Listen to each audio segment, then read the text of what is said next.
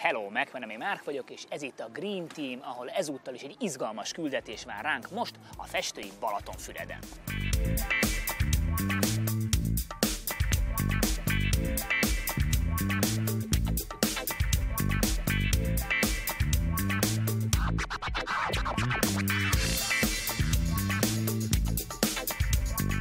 A Green Team újra bevetésre kész. A célterület ezúttal Balatonfüred, ahol Hajdú Attila, a Sport 1 TV szakkommentátora és az egykori kiváló labdarúgó igazgatja a panzióként működő Füriyes villát.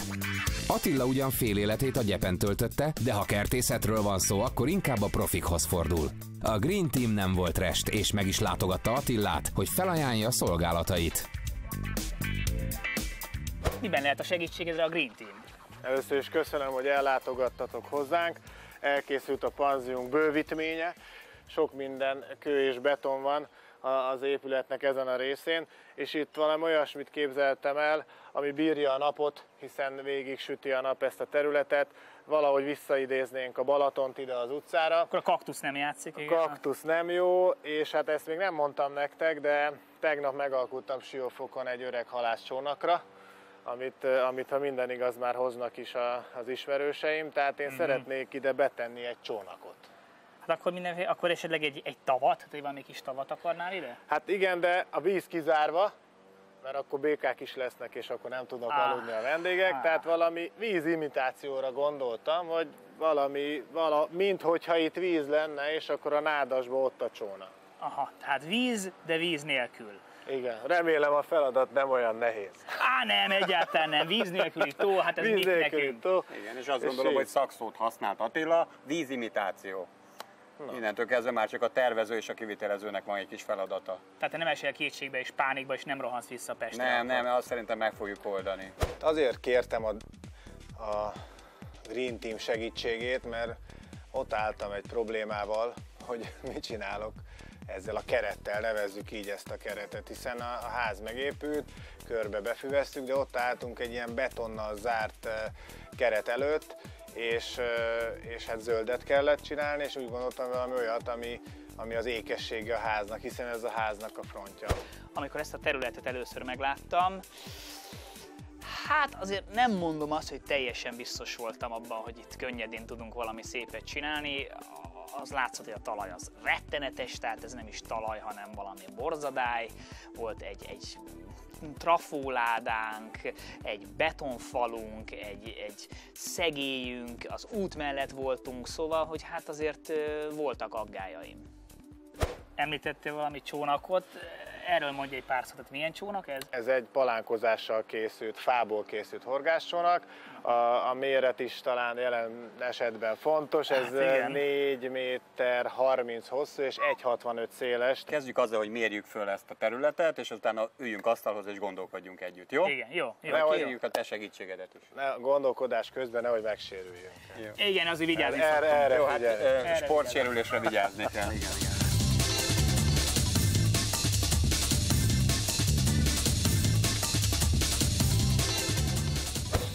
Nagyon szeretem ezeket a japán szárazkerteket, ahol csak követ és homokot használnak, és ugye ezeket gerebézik el, ezeket igazgatják. Ez mondjuk ebben az esetben itt több szempontból sem lett volna célszerű. Egyrészről, mert nincs itt olyan zen buddhista személy, aki minden nap ezt szépen egy fagerebével eligazgatja, másrészről pedig azért eléggé tájidegen lett volna a Balaton közelségében egy ilyen dolog. És amikor viszont Attila mondta, hogy ő egy ilyen száraz tó-szerűséget képzelt el ugye egy csónakkal, akkor adta magát, hogy talán ezt kellene adoptálni, és valamilyen Balaton-szerű hangulatot létrehozni, valamilyen vízimitációt, így született a terv is.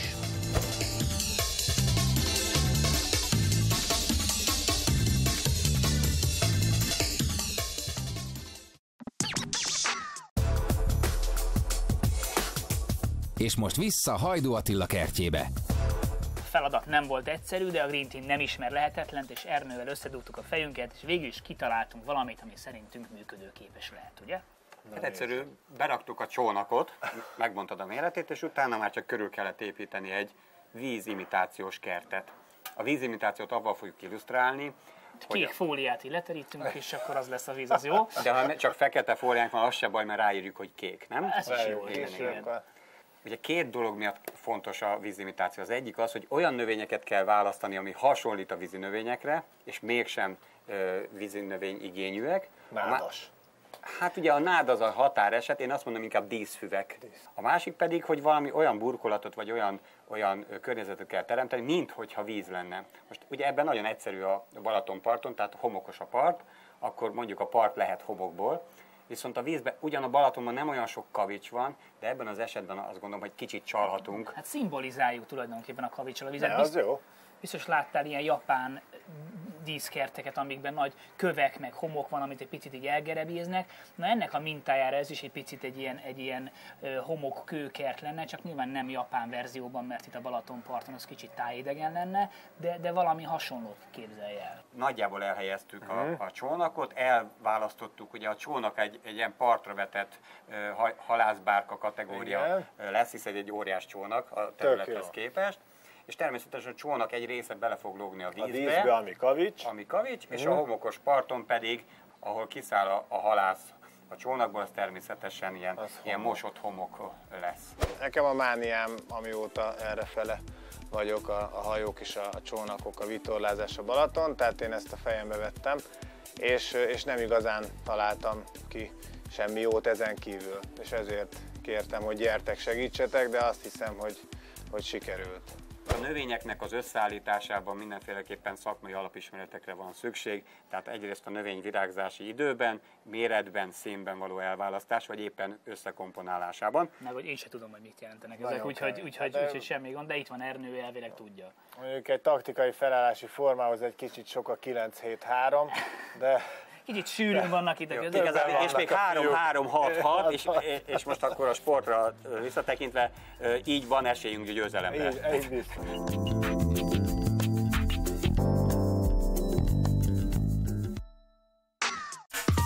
A Green Team ezzel véget ért, de a következő részben folytatjuk. Lássuk mivel.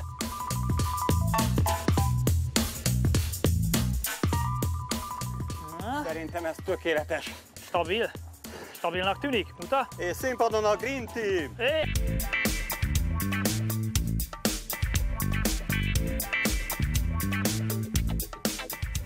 Márkék a Green Team első részében már felmérték az alapokat, és neki is fogtak a munkának.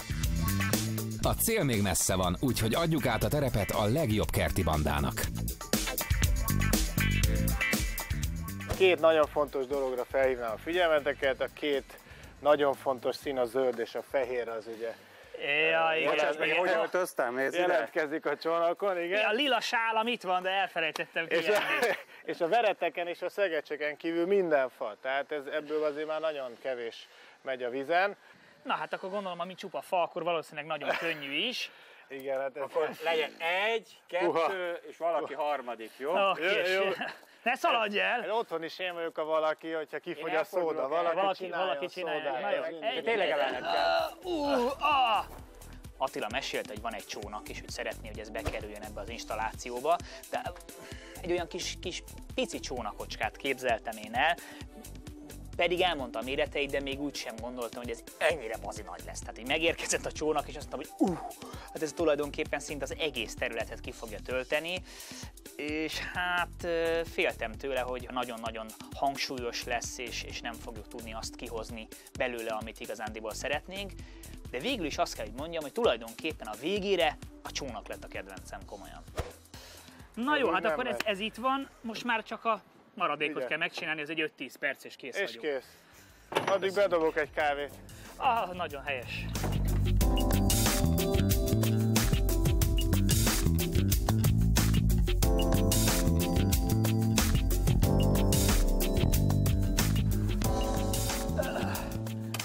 De Ernő, ez itt micsoda, mert hogy nem föld, az biztos. Ugye a Balaton északi oldalán vagyunk, ahol a termőföld színe ilyen sötét-vöröses. Miért is? Gondolom, hogy van benne sok vas? Így van, a vasoxid tartalma miatt. Tehát aki esetleg a Balaton felvidéken jár és ilyet lát, ne csodálkozzon, ez itt a termőföld. Meglepetésért, mikor megérkeztünk, bár tudhattam volna, hogy a Balaton északi partján leszünk, hogy az alapföld ugye ez egy vasoxidos kötött termőtalaj. Ezzel gondoltam, hogy majd megküzdünk, de szerintem elég könnyedén haladtunk. Van bármiféle növény, ami ebben megmarad? Hát bármi nem marad meg, de azok a növények, amelyek egyébként itt az elmúlt évezredekben jól érzik magukat, azok még pár évezredet itt ki fognak bírni. Mondhatom ugye, hogy a szőlő évszázadok óta jól érzi itt magát, egy borvidéken vagyunk, tehát ez a vörös talaj alkalmas arra, hogy haszonnövényeket is termesszük, nem csak dísznövényeket. Csak ásni nem lehet benne. Hajrá!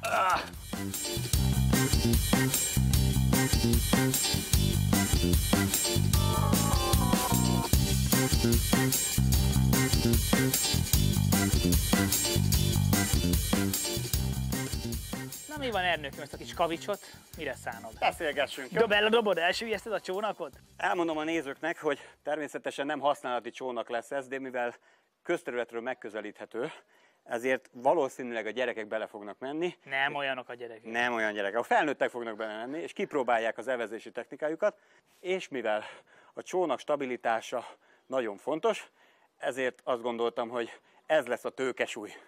Nagyon jó, nagyon jó. Figyelj, viszont azt akartam tőled kérdezni, Igen? mert tökre meg akartam kérdezni, nem tudom, hogy ez most Beszélgessünk éppen alkalmas nyugodtan. pillanat-e, hogy mi a véleményed arról, hogy van az a növény, hogy is hívják, tudom, piros levele van, pici pöttyökkel, na hogy hívják azt? Nem jut eszedbe, hogy Latinul hívják? esetleg? Latinul, vagy máshogy, de beszélgethetünk az időjárásról is. Na, hát most tényleg!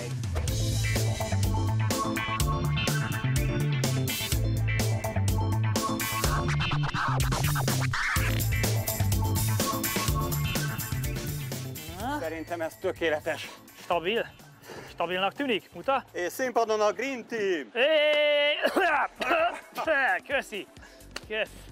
Attilának szívügye volt a csónak, ami szerencsés is, meg szerencsétlen is. Szerencsés az, mert van egy dolog, ami köré építhetjük az előkertet, szerencsétlen az, mert nagyon-nagyon adott. Tehát itt ebben az esetben az egész kert keresztmetszete 4 méter 20 cm, és a csónak mérete is 4 méter 20 cm. Tehát jobban örültem volna egy kisebb csónaknak, de hát ezt kellett megoldani. Általában azt kell mondanom, hogy vannak megrendelők, akiknek szívügyük valami, egy szobor, egy meglévő fatuskó, egy nagyon mától örökölt kerti bútor. Jó ez egy biztos pont, a hangulatot már segíti, hogy mit is találjunk ki a környezetébe. Szerencsés volt. Kicsit nagy az a csónak, megoldottuk.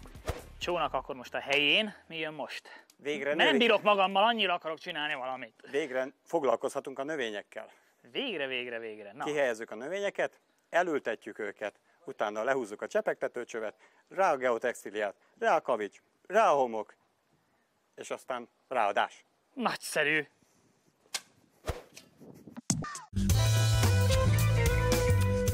És most vissza a kertbe a fiúkhoz.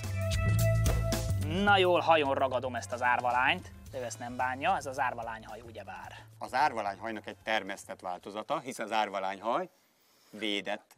Aha, tehát igen, tehát ha én valahol látok árvalányhajat, akkor azt ott kell hagyjam a földbe, és nem kell elkezdenem kiásni az árvalányt a földből. Így van, nem csak az árvalányhaj, hanem az árvák is védettek.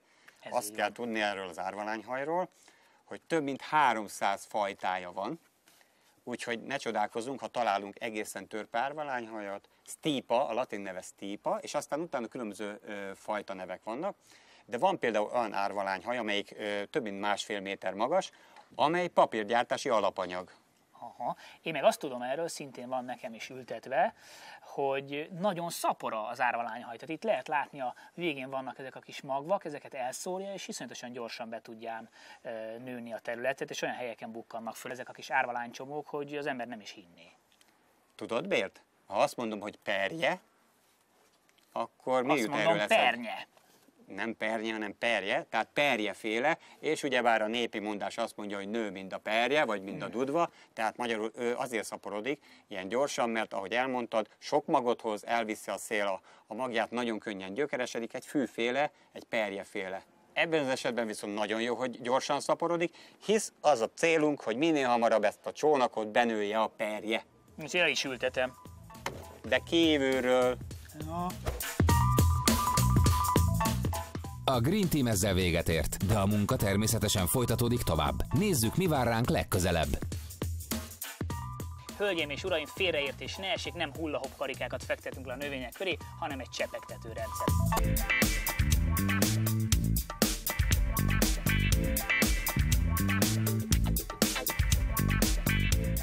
Újra itt a Green Team. Márk és Ernő már kialakították az alapokat. Helyén van a kompozíció alapját jelentő csónak, de azért még van tennivaló bőven. Nézzük, mivel folytatja a legjobb kerti banda.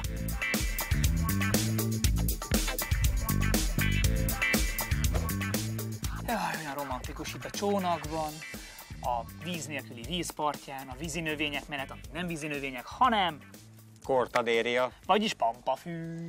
Így van. Mondjuk el néhány információt a nézőknek, ami segíti abban őket, hogy gyönyörű szép pampafűk legyen sokáig. Ne csak a nézőknek segítsünk, hanem nekem is. 4 darab pampafüvet ültettem én az utóbbi években, és mindegyik elpusztult a télen. Nem egy télen, több télen, de a tél folyamán elpusztultak. Mit rontottam el? Tehát induljunk ki abból, hogy a pampafű -20 fokig van hitelesítve, tehát az idei télen sajnos nagyon sok pampafű elpusztult, kivéve azok, amelyek déli, nyugati lejtőkre vannak ültetve, védve van a tövük, és hát természetesen valamilyen módon védve van a csúcsrügyük, tehát össze vannak kötve. Az összekötés az nálam megvolt, de nem voltak védve. Mivel tudom védeni a tövét? Hát mondhatnám azt is, hogy szalmával, mulccsal, de minél vastagabban. Nagyon fontos az, hogy a téli csapadék ne álljon meg a tövénél, illetve hát a csúcsrügyénél sem fagyhat meg. Tehát a téli száraz időszaka optimális, ezzel szemben viszont nyáron bőséges vizet igényel a pampafű. Tehát ez egy érdekes növény, nyáron bővíz, télen minimális víz. Télen no víz. No víz, így van. Akkor én olyat láttam valahol, akkor ezek szerint ezt kellett volna nekem is utánozni, hogy juttazsákkal volt körbetekerve, sőt bele is volt tömve némi szalma a juttazsákba, és úgy volt összekötve. Ez is egy jó példa. Ugye régen mondhatták, hogy kukorica szárral vesszük körbe. Most azért tudni kell még egy fontos információt, hogy ha egy mód van rá, minél később vágjuk le tavasszal a száraz vagy elszáradt leveleket, ha túl korán vágjuk le, akkor korán kezd el virágozni, és nem igazán szerencsés, mert le fog gyengülni. Akkor egy ilyen 2 virágzása lesz a pampafűnek, és le fog gyengülni a tő. Tehát ha egy mód van rá, késő tavasszal vágjuk le a füvet. Viszont túl késő meg azért nem szabad, mert akkor meg már elkezd hajtani, és akkor a friss hajtásokat is visszavágtuk. Pontosan akkor kell, mikor elkezd hajtani. Tehát abban a pillanatban, hát figyelni kell, természetesen egy jó gazda rendszeresen figyeli a növényeit, és abban a pillanatban, hogy elkezd hajtani, abban a pillanatban előveszi a metszólót, és zsüty, levágja. Na, akkor azt hiszem neki futok majd még egyszer a pampafűnek.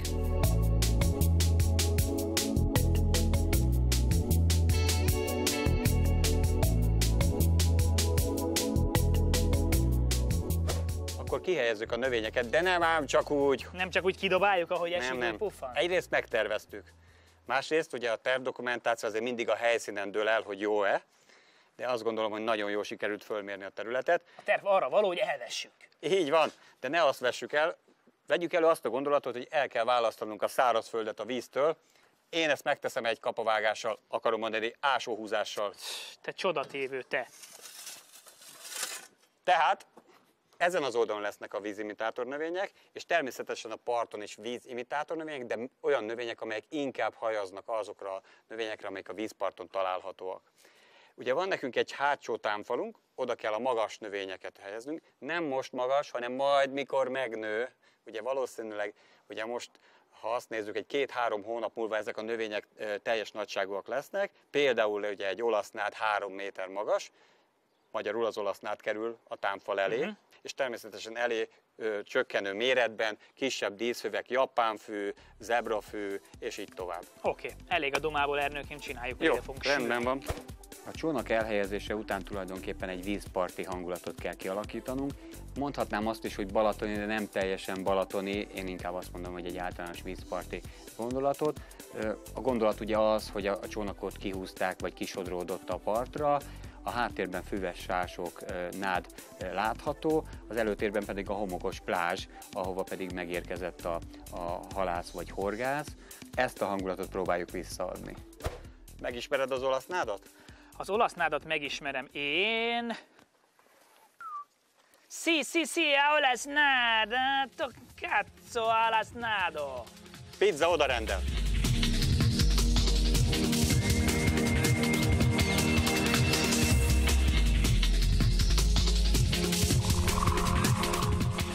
eléggé meleg volt, még szerencsé, hogy volt egy kis árnyas hely, ahová behúzódhattunk, de azért az mindig megnehezíti a dolgot, hogy süt a nap, ráadásul nekünk mindig úgy kell forgatni a nappal szemben, hiszen a kamerának a nappal háttal kell lennie, úgyhogy ez nehezítő tényező volt. A másik pedig az, hogy annak ellenére, hogy ez egy pici, szinte zsákutcaszerű utcácska, itt akkora forgalom volt, hogy elképesztő, egyfolytában jöttek-mentek az autók, volt itt daruskocsi, láncfűrészes, bobcat, fúrás, flexelés, úgyhogy hát kezd az a gyanunk lenni, hogy van egy csapat flexelő, fúró és fűkaszáló ember, aki követi a stábot, úgyhogy ezúton szeretnénk üzenni nekik, hogy most már kopjanak le.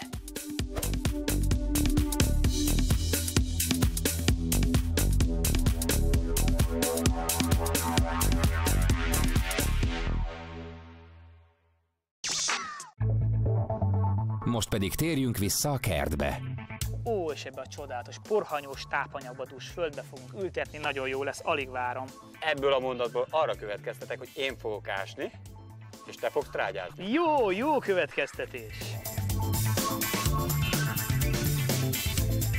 Természetesen az ültetőgödörben továbbra is használjuk a tápanyagdús ültető anyagot, magyarul termőföldet, szarvasmarha trágyával megkeverve. Megfelelő már szóvívője, Kertész Ernő!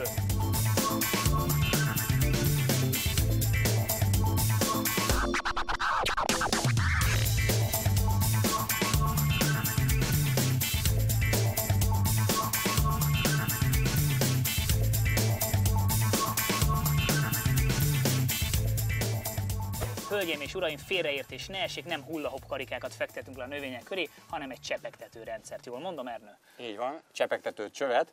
A rendszer az ugye az egész öntöző rendszer, és annak egy része a csepegtető cső. De miért is előnyös a csepegtető cső? Ha jól tudom, mert jóval kevesebb vizet igényel, nincs akkor a párolgás. Ugye, mint a fröcskölne, akkor közben elpárolog valamennyi, itt a csepegtetésnél viszont ezt minimalizálni lehet. Így van, főleg akkor, hogyha a csepegtető csövet tudjuk valamilyen módon takarni, tehát akkor a talaj is takarva van, a párolgás ezáltal minimálisra csökken. A csepegtető csőről azt azért illik tudni, hogy többféle van. Jelen esetben olyat használunk, amelyen 40 cm-enként vannak a csepegtető testek. Vannak olyan csepegtető rendszerek, ahol mi magunk dönthetjük el, úgynevezett csepegtető gombákkal, hogy hol szeretnénk elhelyezni a csepegtető gombákat, testeket. Meg van olyan, ami izzadócső, ugye, ami az egész felületén nyomja ki ilyen nagyon finom Így van, elég sokféle van. A legáltalánosabb a 40 cm-enként elhelyezkedő csepegtető spirálok vagy testek. A csepegtető öntöző rendszer két dolog miatt nagyon fontos. Az egyik az, hogy tulajdonképpen rejtett rendszer, nagyon csúnya az egyébként, amikor látszanak a csepegtető csövek, de hát van ilyen, főleg a kezdeti stádiumban, míg a növények nem zárnak. Mi ugye itt most megoldottuk, hisz elrejtettük a kavicsba, illetve a homokágyba. A csepegtető rendszernek még az az előnye, hogy ezek a növények lassú vízellátásra rendezkedtek be, tehát nem arra van igényük, hogy most ott felszíni vizet, tehát esővizet kapjanak, hanem az, hogy a gyökérzetük folyamatos nedvességben legyen. Én azt mondom, hogy az évelő növényzetnek, a díszfüveknek a csepegtető öntöző rendszer optimális. Mondjuk el a nézőknek, hogy a csepegtetés által beázott talaj az hogyan néz ki. Fölül egy kisebb folt található, és benne a talajban csepp formában van átnedvesedve a föld. Tehát, hogyha 40 cm-enként vannak ezek a csepegtető spirálok vagy gombák. Két ilyen kis luk, azt lát, két ilyen kis foltunk van, akkor ez a föld alatt összeér. Így van. Annyit el kell mondani még, hogy a csepegtető gombákból vagy spirálokból nagyon lassan folyik ki a víz. Úgynevezett liter per órát szoktunk megnevezni. Ez a csepegtető cső egyébként most 4 liter per órát tud csepegtető gombánként vagy spirálonként. Az pedig egyedi beállítás kérdése, nem, hogy milyen gyakran csepegtessen. Tehát lehet ezt folyamatosra tenni, lehet úgy, hogy reggel este, tehát az nyilván attól függ, hogy mennyire vízigényesek a növények. Igen, az időszaktól függ. Azt azért általában el kell mondani, hogy egy csepegtető rendszer jóval tovább üzemel, mint egy szórófejes rendszer. Az ugye szórófejjel füvet locsolunk, 15-20-30 percig mennek ezek a szórófejek. A csepegtető csövek általában 30 perc fölötti időszakban vannak beállítva, mondjuk az öntöző rendszer automatikáján. Az elhelyezés pedig nagyon egyszerű, ugye ezeket lefektetjük, és akkor ezzel a dróttal egyszerűen rögzítjük őket. Hát többfajta módja is van. Én javaslom ezt az úgynevezett saját használatú rögzítő kampot, amely ugye nagyon egyszerű. Egy vastag vezérdrótot felszabdalunk, meghajlítom, a növény mellé pedig elhelyezem. A Green Team ezzel véget ért, de mielőtt elbúcsúznak... Íme a Balatonfüredi panzió, amelynek előkertjében a Green Team serénykedik. A cél egy különleges száraz kert megalkotása, egy eredeti balatoni csónak főszereplésével. Az alapok már állnak, de még rengeteg a tennivaló.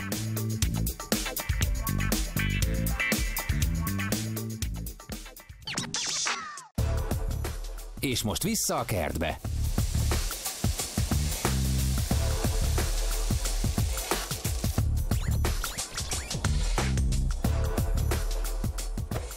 Emlékezetem nem csal, akkor most jön a geotextil, ugye? Nem csal, csak dilemmába vagyok. Na. Ugyanis a növényeket olyan sűrűn ültettük egymáshoz, hogy tulajdonképpen a geotextilra egy lyukacsos háló lenne, és esztétikailag borzasztóan néznek ki, amikor csíkokat vágunk ki a geotextiliából. A füvek úgyis összenőnek körülbelül egy olyan fél éven belül, és a geotextil funkcióját átveszik. Tehát jelen esetben azt mondom, hogy a tervet módosítjuk, spórolunk úgymond egy kicsit, a munkában is, meg az anyagban, és nem javaslom a fű közé a geotextiliát. Megmondom őszintén, nem bánom annyira a dolgot, mert hogy én nem vagyok akkora nagy geotextil fan, mert nálam például, ahol volt geotextil, ugyanúgy megjelentek a gyomok egy idő után, mert hogy a geotextilre rakódott némi föld, és abban már tudott gyökeret ereszteni a gyom, és akkor azt már nagyon nehéz viszont gyomlálni, ha van, úgyhogy én szívesen nem mondok róla. Azért mondjuk el a nézőknek, hogy ahol ritkán vannak a növények, és rézsű van, és nagyon-nagyon szeretnének gyomlálni, ott azért használjuk a geotextiliákat. Ahol nagyon sűrűn vannak a növények, mint például a sziklakertek, évelőkertekben, ott meggondolandó. Akkor hagyjuk a geotextiliát, essünk neki a kavicsnak. Legyen úgy.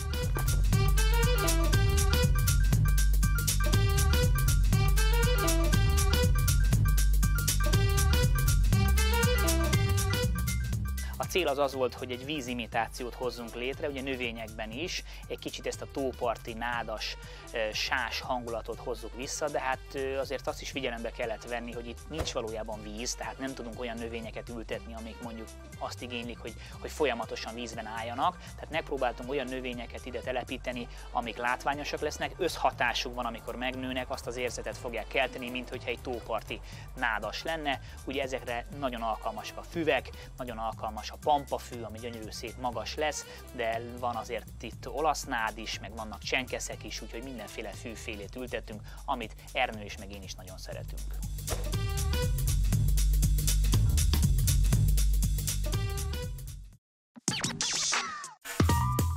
A Green Team folytatja a munkát, de hogy miképpen haladnak a fiúk, azt csak a következő részben láthatjuk meg. Nézzük, mi vár ránk legközelebb.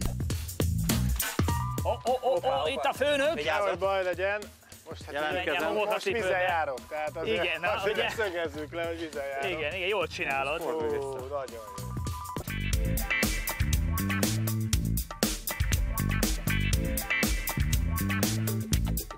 Egy száraz kert megépítése bizony nem könnyű munka. Nézzék ezt a sok követ, a rengeteg növényt és ezt a hatalmas csónakot. A Green Team keményen hajtott, hogy elkészüljön a különleges összeállítás, de még mindig van mit csinálni.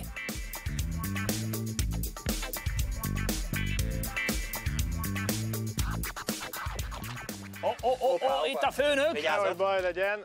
Most vízen járok, tehát azért szögezzük le, hogy vízen járok. Igen, jól csinálod. Nagyon jó. Jó lesz? Tudom, hogy nem nád, de a nádasba érzem magam. Igen, ez az, amikor szépen így besűrűsödik, de még nem vagyunk ám készen, szóval ez még csak 90%-os. Én már úgy izgultam, nem, én kijöttem megnézni, hogy mi újság. Hát azért már nagyjából mutatja magát. Nagyon jó, sőt, amit szerettem volna, és nem volt rá módom elmondani, hogy ezt a betonfalat valamivel takarjuk el, ez már megtörtént, de hogyha nagy lesz, ez nagy lesz? Tehát 3 méteres lesz. Hűha. Akkor ezt a betonfalat akkor nem fogjuk látni, de teljesen jó. A Green Teammel együtt dolgozni nagyon kellemes volt, mert hogy én olyan sokat nem dolgoztam, inkább a fiúk, de egy nagyon szimpatikus brigádot ismertem meg.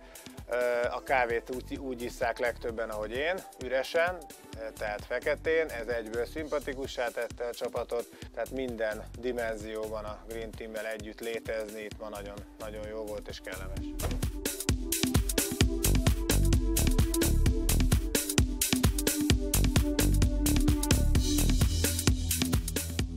és még én is nagy rajongói vagyunk a köveknek, és úgy gondoljuk, hogy kövekkel nagyon-nagyon sok mindent létre lehet hozni, sőt tulajdonképpen úgy lehet dekorálni kerteket, hogy szinte növényzetre nincs is szükség. Tehát én láttam már olyan kertet, ahol csak egy nagy, hatalmas követ raktak be, mint egy obeliszket, és fantasztikusan mutatott. És azt szeretnénk a Green Team nézőinek is megmutatni, hogy bátran használjanak köveket. Érdemes egy picit többet beruházni szép kövekre, mert annyira sokat dob, annyira szép lesz tőle a kert, hogy érdemes azt a plusz pénzt beruházni rájuk. Most is elég sokat költöttünk kövekre. Elsősorban olyan köveket hoztunk, amik helyi kövek. Homokkövet például, ami Pécsről származik, helyi kulékavicsot, a homok, amit használtunk, szintén helyi mosott folyami kő, talán egyedül a görgetek kövek azok, amik nem helyiek, de végül is azt tekinthetjük nagy hatalmas kavicsoknak is, ami szintén előkerülhetne akár a Dunából is.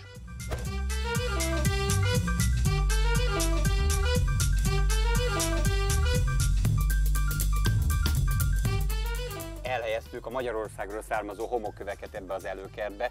Remélem Attila ennek nagyon fog örülni. És nem nézik korallnak őket. Igen, bízom benne, hogy a vendégek is azt gondolják, hogy ez egy természetes kő és Magyarországról származik. És hát most akkor ültetjük ezeket a szép kis növényeket, amit már a múltkor megtanultunk. Igen, jó kis kék csenkesz. Ez ráadásul azért lesz nagyon szép, hölgyeim és uraim, mert egy ilyen jó kis telepet fog itt képezni, ezt az egészet be fogja nőni, és egy ilyen kis hullámos, buckás kis párna fog itt kialakulni a kövek körül, és szerintem baromi jól fog kinézni.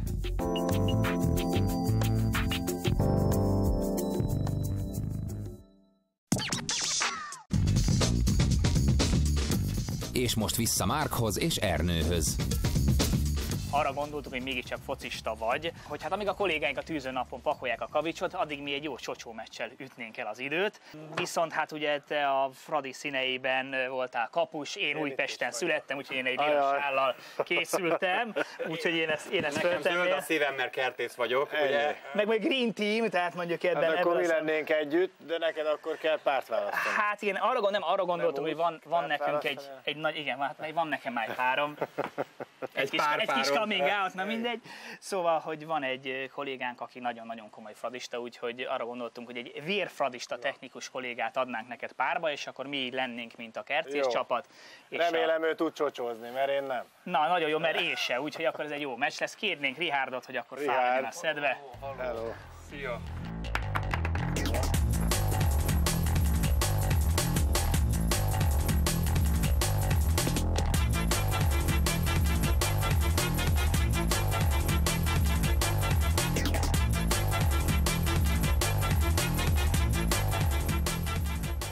Idei bajnokságban, hogy latolod az esélyeket? Kérlek szépen, továbbra is úgy gondolom, hogy a Debrecen az egyik, ha nem a legelősebb csapatunk.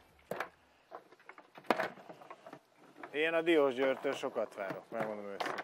Én szerintem Szomorúan emlékszem vissza a csocsó meccsre, soha nem szerettem vereséget szenvedni, a sportban sem, most az életben sem, semmiben, és hát itt ez történt. Mentségemre talán az szól, hogy soha nem játszottam ezt a játékot, tehát ez érdekes, mert foci mégis teljesen más, de le a kalapot, legyőztek, így hát gratulálok a győzteseknek. Hazudnék, ha azt mondanám, hogy nem tölt el nagy büszkeséggel az, hogy sikerült Attilát csocsóban egy kicsit magunk alá gyűrnünk, annak ellenére, hogy egyébként rettenetesen béna vagyok csocsóból, de többször már megfogadtam, hogy nem fogok csocsózni, mert nagyon ügyetlen vagyok, és azért lássuk be, hogy igazándiból a győzelem elsősorban Ernő ügyességének köszönhető. Anyai ágon újpesti felmenőkkel rendelkezem, úgyhogy mi tagadás, Lila mi voltomnak ez igencsak jól esett, hogy sikerült ezt a 6-2-es eredményt elérnünk.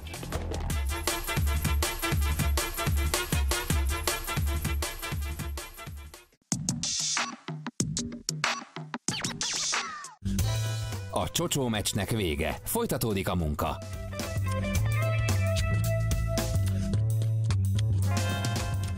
Na, mit szólsz?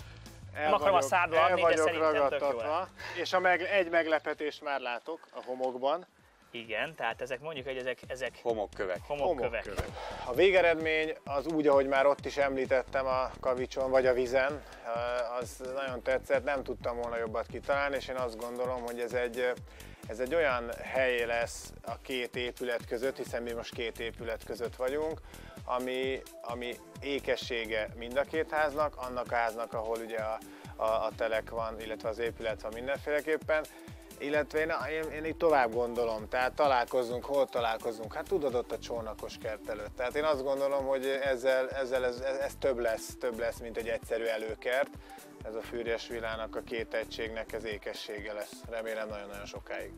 Én bízom benne, hogy nem csak udvariasságból mondta azt, hogy tetszik neki az, amit csináltunk, hanem tényleg elégedett vele, és tényleg valami ilyesmire gondolt, amikor azt mondta, hogy valami vízimitációt szeretne itt látni. Én azt gondolom, hogy ennél sokkal szebbet nem nagyon tudott volna senki csinálni.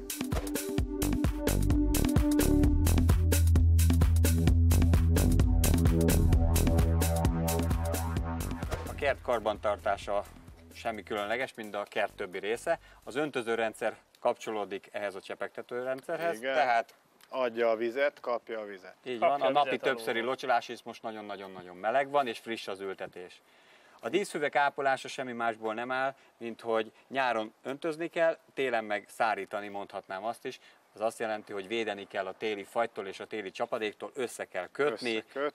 Ha Láttam már ilyet. Ugye? Akkor az ezért van. Így van. Hát szoktam mondani, hogy semmi közöm az egész, ez egy darab dolgot intéztem a csónakot, de hogy lássátok, hogy ez egy varázscsónak. És köszönetemet máshogy nem tudnám itt a Balatonnál kifejezni, mert ez egy varázscsónak.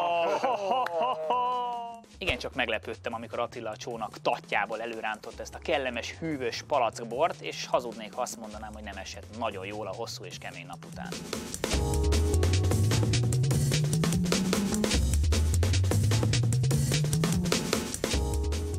Nagyon szépen köszönöm, hogy itt voltatok. Hát mi köszönjük szépen a lehetőséget.